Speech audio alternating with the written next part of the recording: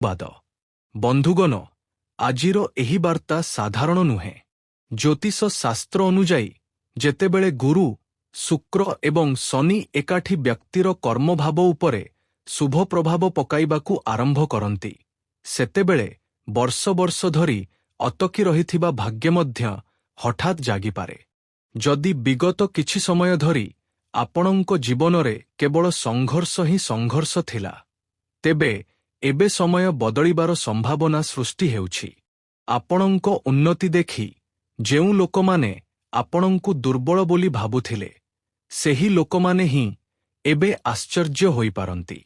ସେଥିପାଇଁ ଏହି ଭିଡିଓଟିକୁ ଶେଷ ପର୍ଯ୍ୟନ୍ତ ଅବଶ୍ୟ ଦେଖନ୍ତୁ, କାରଣ ଆଜି ମୁଁ ଆପଣଙ୍କୁ ସେହି 4ଟି ବଡ଼ ସଂକେତ ବିଷୟରେ କହିବି ଯାହା ଧନ, ସମ୍ମାନ ଏବଂ ସଫଳତା ଆଡ଼କୁ ଇଙ୍ଗିତ କରେ।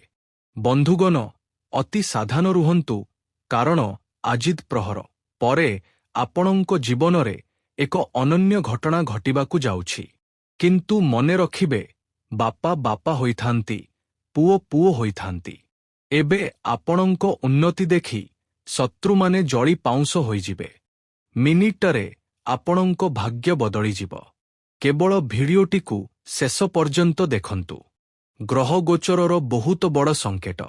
ଯଦି ଆପଣ ଆଜିର ଏହି ଭିଡିଓଟିକୁ ମିସ୍ କରିଦିଅନ୍ତି, ତେବେ ବହୁତ ଅନୁତାପ କରିବେ, କାରଣ ସୁଖବର ଶୁଣି ଆଖିରୁ ପାଣି ବାହାରିଯିବ।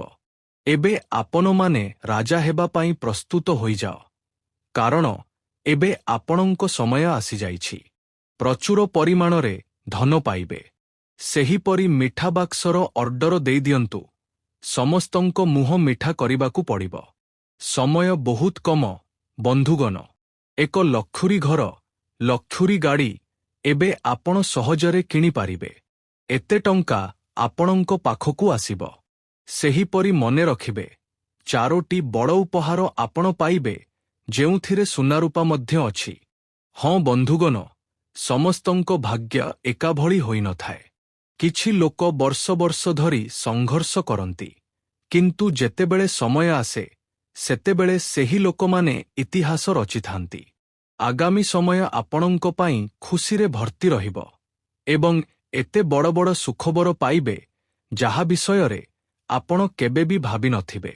ଯଦି ଆପଣ ଏହି ବାର୍ତ୍ତା ଶୁଣୁଛନ୍ତି, ତେବେ ଏହା ସମ୍ଭବ ଯେ ବ୍ରହ୍ମାଣ୍ଡ ଆପଣଙ୍କୁ ଏକ ସଂକେତ ଦେଉଛି। ବନ୍ଧୁଗଣ, ଜ୍ୟୋତିଷ ଶାସ୍ତ୍ର ଅନୁଯାୟୀ ଯେତେବେଳେ ଗୁରୁ ଗ୍ରହ ଶୁଭ ଦୃଷ୍ଟି ଦେବାକୁ ଲାଗନ୍ତି, ଶନି କର୍ମର ଫଳ ଫେରାଇବାକୁ ଲାଗେ ଏବଂ ରାହୁ ଭ୍ରମରୁ ବାହାରକୁ ଆସେ, ସେତେବେଳେ ବ୍ୟକ୍ତିର ଅଟକି ରହିଥିବା ପ୍ରଗତି ହଠାତ୍ ଜୋରଦାର ହୋଇଯାଏ ଏବଂ ଜୀବନରେ ବହୁତ ଅଧିକ ଖୁସି ମିଳିଥାଏ। ଏବେ ଘୋଡ଼ାଠାରୁ ମଧ୍ୟ ଦ୍ରୁତ ଗତିରେ ଆପଣଙ୍କ ଭାଗ୍ୟ ଦୌଡ଼ିବ ଏବଂ ଆପଣଙ୍କ ଶତ୍ରୁମାନଙ୍କୁ ଦେଖାଇବ ଯେ କିପରି ଶାନ୍ତ ବ୍ୟବହାର ରଖି, ଧୈର୍ଯ୍ୟ ରଖି ଜୀବନରେ ଆଗକୁ ବଢ଼ିପାରିବେ, କିପରି ଖୁସି ପ୍ରାପ୍ତ କରିପାରିବେ। ଦେଖନ୍ତୁ ବନ୍ଧୁଗଣ, ସମୟ ବହୁତ କମ। ମୁଁ ଆପଣଙ୍କୁ ଯାହା ବି କହିବି ଓ ସତ କଥା ହିଁ କହିବାର ପ୍ରୟାସ କରିବି।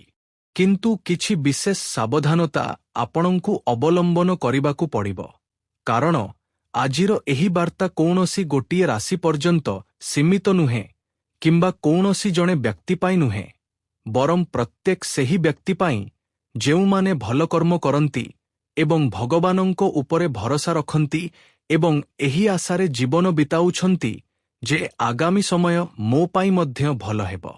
ଏଭଳି ଲୋକଙ୍କ ପାଇଁ ବହୁତ ଅଧିକ ଚମତ୍କାର ସମୟର ନିର୍ମାଣ ହୋଇସାରିଛି।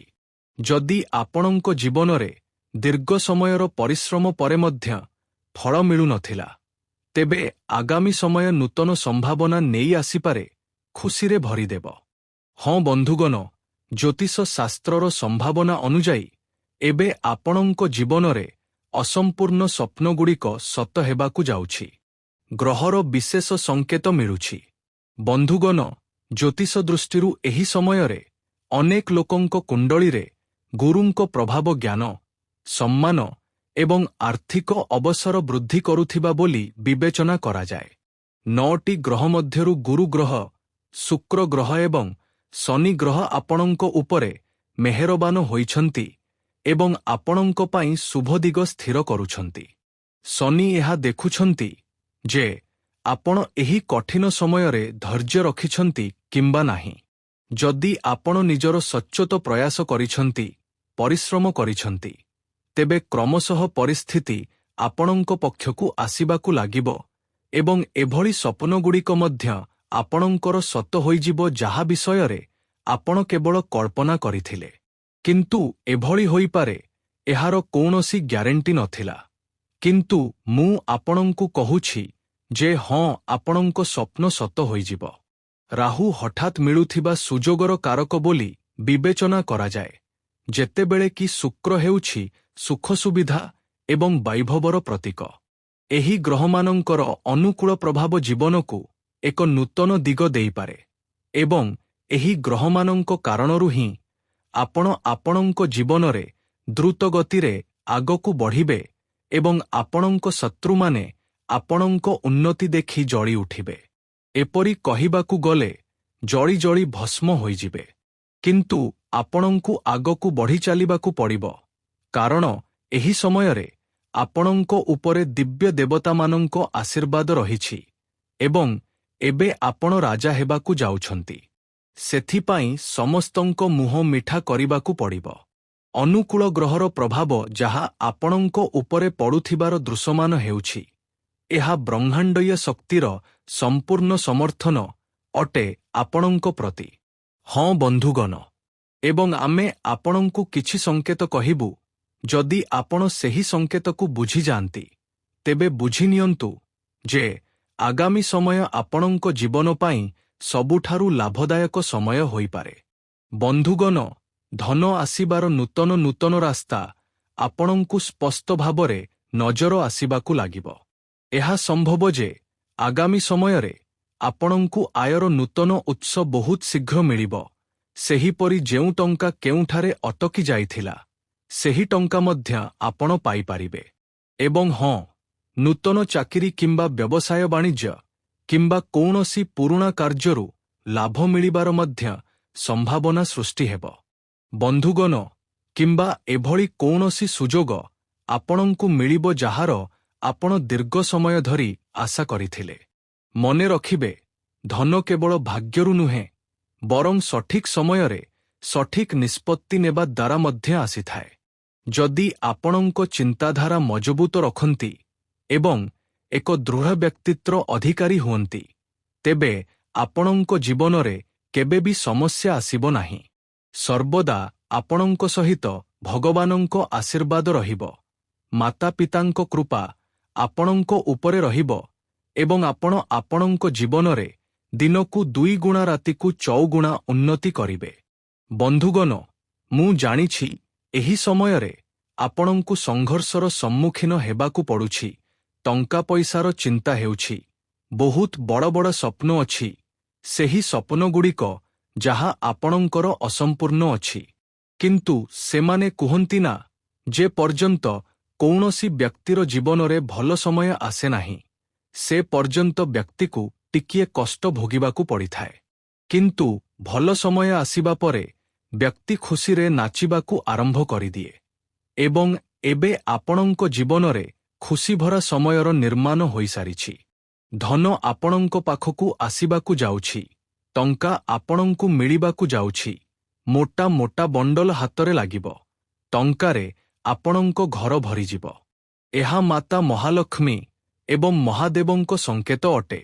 ବନ୍ଧୁଗଣ, ବ୍ରହ୍ମାଣ୍ଡର ଶକ୍ତିଗୁଡ଼ିକ ଯେକୌଣସି ମୁହୂର୍ତ୍ତରେ ଆପଣଙ୍କୁ ମାଲାମାଲ ବନାଇଦେବେ।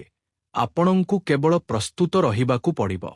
ଯଦି ସତରେ ଆପଣ ପ୍ରସ୍ତୁତ ଅଛନ୍ତି, ତେବେ କମେଣ୍ଟ ବକ୍ସରେ ଲେଖିଦିଅନ୍ତୁ ଯେ ହଁ ଗୁରୁଜୀ, ମୁଁ ପ୍ରସ୍ତୁତ ଅଛି। ତୈୟ ସଂକେତ ହେଉଛି ମିଠା ବାଣ୍ଟିବାର ଖୁସି। ଆମେ ଆପଣଙ୍କୁ ବାରମ୍ବାର ଏହା କାହିଁକି କହୁଛୁ? ଏହାର ପଛରେ ମଧ୍ୟ ବହୁତ ବଡ଼ କାରଣ ରହିଛି, ଯାହା ବର୍ତ୍ତମାନ ମୁଁ ଆପଣଙ୍କୁ କହିବାକୁ ଯାଉଛି। ଆପଣଙ୍କୁ ଟିକିଏ କଳ୍ପନା କରିବାକୁ ପଡ଼ିବ। ଦିନେ ଆପଣଙ୍କ ପାଖକୁ ଘର, ଗାଡ଼ି, ଟଙ୍କା, କୌଣସି ବଡ଼ ସୁଖବର ଆସିଯାଉ, ଆପଣଙ୍କୁ ମିଳିଯାଉ। ପରିବାରର ଚେହେରାରେ ସବୁଠାରୁ ପ୍ରଥମେ ମୁସ୍କାନ ଆସିବ। ଆପଣଙ୍କ ଚେହେରାରେ ମଧ୍ୟ ଖୁସିର ମୁସ୍କାନ ରହିବ। ଭିତରେ ଭିତରେ ଆପଣ ପ୍ରଫୁଲ୍ଲିତ ରହିବେ। ଲୋକମାନେ କହିବେ, ଆପଣଙ୍କୁ ତ ମିଠା ଖୁଆଇବାକୁ ହିଁ ପଡ଼ିବ। ଏହି କଥାଟି ସମ୍ପୂର୍ଣ୍ଣ ସତ୍ୟ ଅଟେ। ଏହି ଖୁସି ପରୀକ୍ଷାରେ ସଫଳତାର ହୋଇପାରେ, ନୂତନ ଚାକିରିର ହୋଇପାରେ, ବ୍ୟାପାରରେ ଲାଭର ହୋଇପାରେ କିମ୍ବା ପରିବାରରେ କୌଣସି ଶୁଭ କାର୍ଯ୍ୟର ହୋଇପାରେ। ଯେତେବେଳେ ଘରେ ସକାରାତ୍ମକ ଶକ୍ତି ବୃଦ୍ଧି ପାଏ, ସେତେବେଳେ ଖୁସିଗୁଡ଼ିକ ମଧ୍ୟ ବୃଦ୍ଧି ପାଇବାକୁ ଲାଗେ। ଆଗାମୀ ସମୟ ଆପଣଙ୍କ ଜୀବନ ପାଇଁ ସୁନାମୁହ ସମୟର ନିର୍ମାଣ ହୋଇସାରିଛି। ତେଣୁ ଏଭଳି ସମୟରେ ବଡ଼ ବଡ଼ ଖୁସି ମିଳିବା ବହୁତ ସାଧାରଣ କଥା ଅଟେ। କାରଣ ଯେତେବେଳେ ଭଗବାନ ଚାହାନ୍ତି, ସେତେବେଳେ ପ୍ରତ୍ୟେକ ପ୍ରକାରର ସ୍ୱପ୍ନକୁ ସତ କରିଦିଅନ୍ତି। ଆପଣ କୋଟିପତି ହେବାକୁ ଭାବିଥାନ୍ତୁ ବା କୌଣସି ବଡ଼ ବ୍ୟକ୍ତି ହେବାକୁ ଭାବିଥାନ୍ତୁ, ଭଗବାନ ସବୁକିଛି ସମୟ ପୂର୍ବରୁ କରିଦିଅନ୍ତି। କିନ୍ତୁ ସେଥିପାଇଁ ଆପଣଙ୍କୁ ଧୈର୍ଯ୍ୟ ରଖିବାକୁ ପଡ଼ିବ। ସେତେବେଳେ ହିଁ ଭଗବାନ ସବୁକିଛି ଏକାଠି ଦେଇଥାନ୍ତି। ବନ୍ଧୁଗଣ, ଏହି ଯେଉଁ ଖୁସି, ଏହା ପରୀକ୍ଷାରେ ସଫଳତାର ହୋଇପାରେ, ନୂତନ ଚାକିରିର ହୋଇପାରେ, ବ୍ୟାପାରରେ ଲାଭର ହୋଇପାରେ କିମ୍ବା ପରିବାରରେ କୌଣସି ଶୁଭ କାର୍ଯ୍ୟର ହୋଇପାରେ। ଯେତେବେଳେ ଘରେ ସକାରାତ୍ମକ ଶକ୍ତି ବୃଦ୍ଧି ପାଏ, ସେତେବେଳେ ଖୁସିଗୁଡ଼ିକ ଆପେ ଆପେ ଆଗକୁ ବଢ଼ିବାକୁ ଲାଗେ। ଆଗାମୀ ସମୟ ଆପଣଙ୍କ ପାଇଁ କୌଣସି ସାଧାରଣ ସମୟ ହୋଇ ରହିବ ନାହିଁ। ବହୁତ ବଡ଼ ଏବଂ ଲାଭଦାୟକ ସମୟ ରହିବ। ଦୁଇଟି ସଂକେତ ଆମେ ଆପଣଙ୍କୁ କହିସାରିଛୁ ଏବଂ ବାକି ଆଉ ଦୁଇଟି ସଂକେତ କହିବୁ, ଯାହା ତୃତୀୟ ଏବଂ ଚତୁର୍ଥ ସଂକେତ ଅଟେ। ଏହା ଆପଣଙ୍କ ପାଇଁ ସବୁଠାରୁ ଅଧିକ ବିଶେଷ ଅଟେ। ଏହାକୁ ଯଦି ଆପଣ ସ୍କିପ୍ କରିଦେବେ, ତେବେ ଆପଣ ବହୁତ ବଡ଼ କ୍ଷତିରେ ପଡ଼ିଯିବେ। ଆପଣଙ୍କୁ ଲାଭ ମିଳିବ ନାହିଁ। କିନ୍ତୁ ସେଥିପୂର୍ବରୁ ଆମେ ଆପଣଙ୍କୁ ଏକ ଛୋଟ କାହାଣୀ ଶୁଣାଇବାକୁ ଚାହୁଁଛୁ। ବନ୍ଧୁଗଣ, ଜଣେ ବ୍ୟକ୍ତି ବର୍ଷ ବର୍ଷ ଧରି ପରିଶ୍ରମ କରୁଥାଏ। ଗୋଟିଏ ବର୍ଷ ନୁହେଁ, କ୍ରମାଗତ 10 ବର୍ଷ ଧରି ଲୋକମାନେ ତାଙ୍କର ବହୁତ ମଜାକ ଉଡ଼ାଉଥିଲେ। କହୁଥିଲେ, ତୁମ ଦ୍ୱାରା କିଛି ହେବ ନାହିଁ। ତୁମ ବଶର କଥା ନୁହେଁ, କେବଳ ସମୟ ନଷ୍ଟ କରୁଛ। କିନ୍ତୁ ସେ ନିଜର କର୍ମ ଛାଡ଼ିଲେ ନାହିଁ, କାମ କରିବା ବନ୍ଦ କଲେ ନାହିଁ। ଧୀରେ ଧୀରେ ସମୟ ବଦଳିବାକୁ ଲାଗିଲା। ଥରେ ତାଙ୍କୁ ଏକ ଭଲ ସୁଯୋଗ ମିଳିଲା। ସେ ସମ୍ପୂର୍ଣ୍ଣ ନିଷ୍ଠାର ସହିତ କାମ କଲେ ଏବଂ ଏଥର ସେ ବହୁତ ବଡ଼ ସଫଳତା ପ୍ରାପ୍ତ କଲେ। ତାଙ୍କ ପାଖରେ କୌଣସି ଜିନିଷର କୌଣସି ଅଭାବ ରହିଲା ନାହିଁ। ତାପରେ ସେହି ଲୋକମାନେ ଯେଉଁମାନେ ତାଙ୍କର ମଜାକ ଉଡ଼ାଉଥିଲେ, ସେହିମାନେ ପରେ ତାଙ୍କର ସଫଳତାର ଚର୍ଚ୍ଚା କରିବାକୁ ଲାଗିଲେ ଏବଂ କହିବାକୁ ଲାଗିଲେ, ଆରେ ବାଃ, କି ଭାଗ୍ୟ ତୁମର! ଭାଗ୍ୟ ହେଲେ ଏମିତି ହେବା ଦରକାର। ଯଦିଓ ସେ ପରିଶ୍ରମ ଦ୍ୱାରା ସବୁକିଛି ହାସଲ କରିଥିଲେ, କିନ୍ତୁ ତଥାପି ଲୋକମାନେ କେବଳ ଭାଗ୍ୟକୁ ହିଁ ଦାୟୀ। ଯାହାର ଲାଭ ଆପଣ ପାଉଛନ୍ତି ଏବଂ ନୂତନ ନୂତନ କ୍ଷେତ୍ରରେ ଆପଣଙ୍କୁ ଲାଭ ମଧ୍ୟ ମିଳିବ, ଖୁସି ମଧ୍ୟ ମିଳିବ। ଏହିସବୁ ଭଗବାନଙ୍କ ଆଶୀର୍ବାଦ ଦ୍ୱାରା ସମ୍ଭବ ଅଟେ। ହଁ ବନ୍ଧୁଗଣ, ସଠିକ୍ କଥା। ବନ୍ଧୁଗଣ, ଦୀର୍ଘ ସମୟରୁ ଅଟକି ରହିଥିବା କାମ ପୂର୍ଣ୍ଣ ହୋଇପାରେ। ଘରର ବଡ଼ ଲୋକମାନଙ୍କ ପରାମର୍ଶ ଏବଂ ଅଭିଜ୍ଞତା ଆପଣଙ୍କ କାମରେ ମଧ୍ୟ ଆସିବ ଏବଂ ଜୀବନର ଭଲ କଥାଗୁଡ଼ିକୁ ବୁଝିବାର ଆପଣଙ୍କୁ ବହୁତ ସୁବର୍ଣ୍ଣ ସୁଯୋଗ ମିଳିବ। ପଡ଼ୋଶୀମାନଙ୍କ ସହିତ ମନୋମାଳିନ୍ୟ ମଧ୍ୟ ହୋଇପାରେ। କ୍ରୋଧରୁ ବଞ୍ଚି ରୁହନ୍ତୁ ଏବଂ ପ୍ରତ୍ୟେକ ନିଷ୍ପତ୍ତି ଚିନ୍ତାଭାବନା କରିନିଅନ୍ତୁ। ବ୍ୟବହାରରେ ଟିକିଏ ପରିବର୍ତ୍ତନ ରଖନ୍ତୁ। ଖର୍ଚ୍ଚ ଅଧିକ ଏବଂ ଆୟ କମ୍ ରହିବା କାରଣରୁ ବଜେଟ୍ ଯାହାକି ବିଗିଡ଼ିପାରେ। ବ୍ୟାପାରରେ କୌଣସି ଅଭିଜ୍ଞ ବ୍ୟକ୍ତିଙ୍କ ପରାମର୍ଶ ସହାୟକ ହେବ। ନୂତନ କାମର ଯୋଜନା ଉପରେ ଗମ୍ଭୀରତାର ସହିତ କାମ କରନ୍ତୁ, ସଫଳତା ମିଳିପାରେ। ପାର୍ଟନରସିପ୍ ଆରମ୍ଭ କରିବା ପାଇଁ ସମୟ ବହୁତ ଭଲ ଅଟେ। ଚାକିରି କରୁଥିବା ଲୋକମାନେ ସାବଧାନତାର ସହିତ କାମ କରନ୍ତୁ, ଭୁଲ ହେବାର ଆଶଙ୍କା ମଧ୍ୟ ଦୃଶ୍ୟମାନ ହେଉଛି। ପରିବାରର ଲୋକମାନଙ୍କ ମଧ୍ୟରେ ମନୋମାଳିନ୍ୟ ହୋଇପାରେ।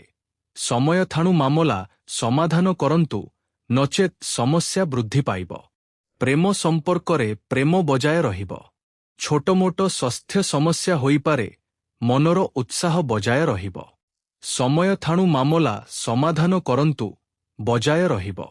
ଯୋଗ ଏବଂ ବ୍ୟାୟାମକୁ ଦିନଚର୍ଯ୍ୟାର ଅଂଶ ମଧ୍ୟ ଆପଣଙ୍କୁ ବନାଇବା ଉଚିତ। ବନ୍ଧୁଗଣ, ଆଜି ଭିତରର ବୁଝାମଣା ଆପଣଙ୍କୁ ସଠିକ୍ ନିଷ୍ପତ୍ତି ନେବାରେ ସହାୟତା କରିବ। ପ୍ରତ୍ୟେକ କଥା ତୁରନ୍ତ ଅନ୍ୟମାନଙ୍କୁ କହିବା ପରିବର୍ତ୍ତେ ପ୍ରଥମେ ତାହାକୁ ନିଜେ ବୁଝନ୍ତୁ। ପରିବାରରେ ଶାନ୍ତ ରହି ପରିସ୍ଥିତି ସମ୍ଭାଳିବା ଦ୍ୱାରା ଟେନସନ୍ ଦୂର ହେବ। ଟଙ୍କା ପଇସା ସହିତ ଜଡ଼ିତ ମାମଲାରେ ଧୈର୍ଯ୍ୟ ରଖନ୍ତୁ। ଧର୍ମ ଏବଂ ଆଧ୍ୟାତ୍ମିକତାରେ ରୁଚି ବୃଦ୍ଧି ପାଇବ। କୌଣସି ଉଲଝନ ବା ପ୍ରଶ୍ନର ଉତ୍ତର ଶାନ୍ତ ମନରେ ଚିନ୍ତା କରିବା ଦ୍ୱାରା ମିଳିବ। ବନ୍ଧୁଗଣ, ଆପଣ ପାର୍ଟନରଙ୍କ ପଛରେ ଚାଲିଥିବା କାର୍ଯ୍ୟକଳାପଗୁଡ଼ିକୁ ବୁଝିପାରିବେ। ଆଇନ ସହିତ ଜଡ଼ିତ ଲୋକମାନଙ୍କୁ ପୁରୁଣା ଦସ୍ତାବିଜରେ ଗୁରୁତ୍ୱପୂର୍ଣ୍ଣ ତଥ୍ୟ ମିଳିପାରେ ଏବଂ ପାର୍ଟନରଙ୍କ ଅଣକହିବା କଥା ବୁଝିବାର ଚେଷ୍ଟା କରିବା ଉଚିତ।